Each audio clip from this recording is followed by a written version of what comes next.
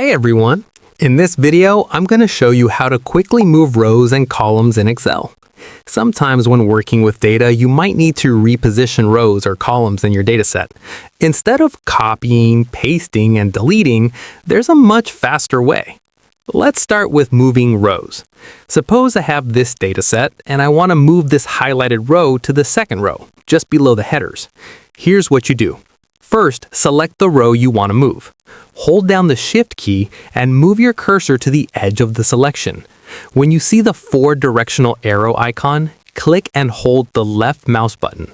Drag the row to the location where you want it. You'll notice a bold line showing where the row will be placed.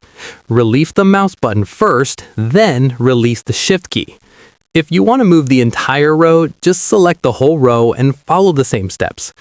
A few important tips. You can move contiguous rows or cells together, but you cannot move non-contiguous rows at the same time. For example, you can move rows 5 and 6 together, but not row 4 and row 6 at once. Moving rows or cells this way will not affect any other data outside the selection.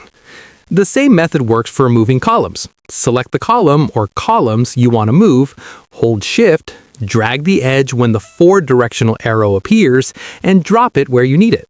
Again, release the mouse first, then the Shift key. And that's it. A super fast way to move rows and columns in Excel without messing up your data. If you found this tip helpful, don't forget to like, subscribe, and hit the bell for more Excel shortcuts and tutorials.